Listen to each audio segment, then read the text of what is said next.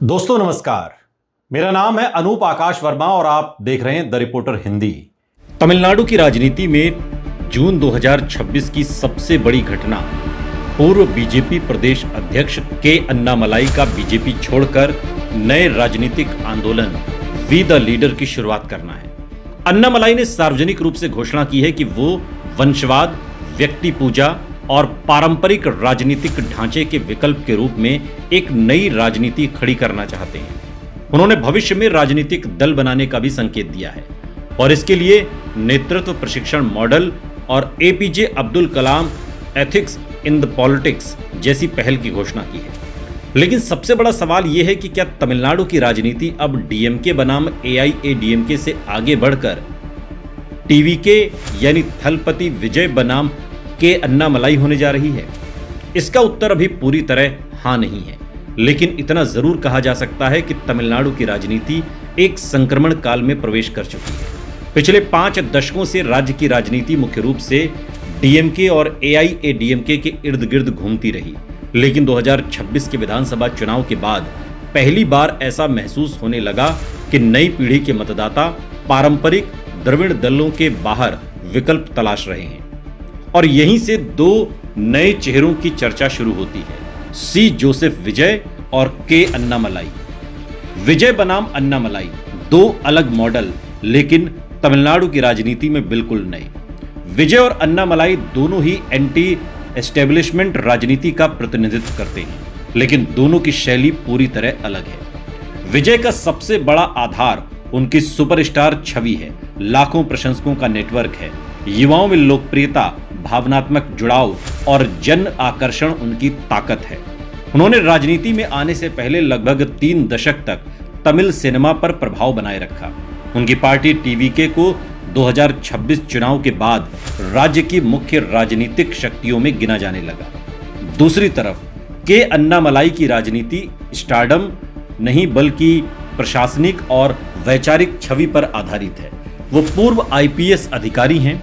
उन्होंने बीजेपी में रहते हुए भ्रष्टाचार विरोध, प्रशासनिक सुधार, सुशासन और युवा नेतृत्व की राजनीति को आगे बढ़ाने की कोशिश की। बीजेपी के राष्ट्रीय एजेंडे की बजाय उन्होंने तमिल पहचान और स्थानीय मुद्दों पर अपेक्षाकृत अधिक ध्यान दिया।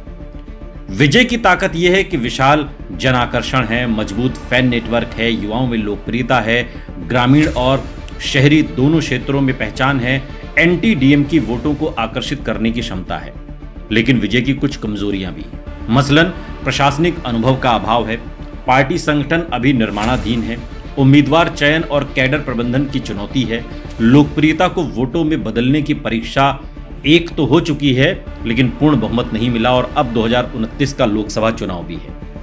लेकिन जब के अन्नामलाई से थलपति विजय की तुलना होती है तो के अन्नामलाई की ताकत एक साफ सुथरी छवि वाले नेता की, पूर्व आईपीएस अधिकारी होने का लाभ है, नीति और प्रशासन की समझ है, शिक्षित मध्यम वर्ग और युवाओं में उनकी अपील है, आक्रामक वक्ता है और संगठन निर्माता भी। लेकिन अन्नामलाई की कुछ कमजोरियां भी हैं, मसलन सीमित जमीनी संगठन है, बीजेपी से अलग होने के बाद संसाधनों की चुनौती है, ग्रामीण तमिलनाडु में सीमित पहुंच है, करिश्मा की तुलना में संगठन पर अधिक निर्भरता उन्हें दिखानी होगी। तो अब सवाल ये उठता है कि क्या ये दो ध्रुव तमिलनाडु में बनते हुए दिखाई दे रहे हैं? फिलहाल तमिलनाडु में सबसे बड़ी ताकत अभी भी एम.के. स्टालिन की डीएमके है। एआईएडीएमके कमजोर जरूर हुई है लेकिन उसका वोट बैंक पूरी तरह खत्म नहीं हुआ है। इसलिए निकट भविष्य में राजनीति के दो ध्रुव डीएमके और टीवीके बनने की संभावना अधिक दिखाई देती है। अन्नामलाई फिलहाल तीसरे ध्रुव के निर्माण की कोशिश कर रहे हैं। हालांकि यदि अगले 3-4 वर्षों में के अन्नामलाई बड़ी संख्या में युवा नेताओं, पूर्व नौकरशाहों, शिक्षित वर्ग और असंतुष्ट बीजेपी एआईएडीएमके कार्यकर्ताओं को जोड़ने में सफल हो जाते हैं तो वो तमिलनाडु की राजनीति में एक महत्वपूर्ण शक्ति बन सकते हैं। सवाल है कि अब इसका लोकसभा चुनाव 2029 पर क्या प्रभाव होगा।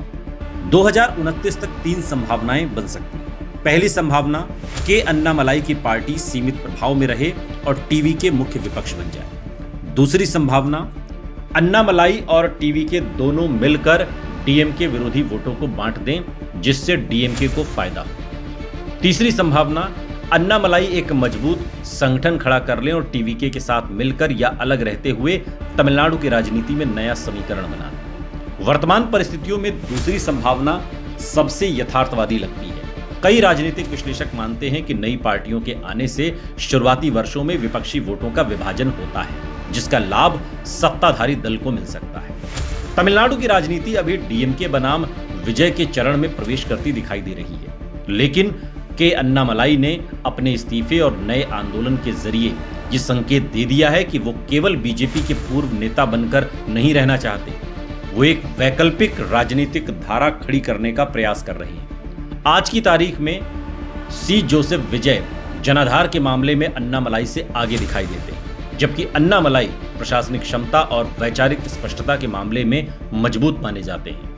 यदि विजय भावनात्मक जननेता हैं, तो अन्नामलाई नीति आधारित राजनीतिक प्रोजेक्ट के रूप में उभरने की कोशिश कर रहे हैं। इसलिए 2029 तक तमिलनाडु की राजनीति का बड़ा प्रश्न यही रहेगा, क्या राज्य सुपरस्टार राजनीति की ओर जाएगा या प्रशासनिक सुधार और वैकल्पिक नेतृत्व की राजनीति की ओर। और संभव है कि आने वाले वर्षों में विजय और अन्नामलाई दोनों मिलकर तमिलनाडु की राजनीति को उस दिशा में ले जाएं जहां पहली बार डीएमके और एआईएडीएमके के बाहर एक स्थायी राजनीतिक प्रतिस्पर्धा दिखाई दे, यानी कि डीएमके और एआईएडीएमके अब बीते दिनों की बात हो जाए और सी जोसेफ विजय और के अन्नामलाई तमिलनाडु की राजनीति के दो नए ध्रुव बने।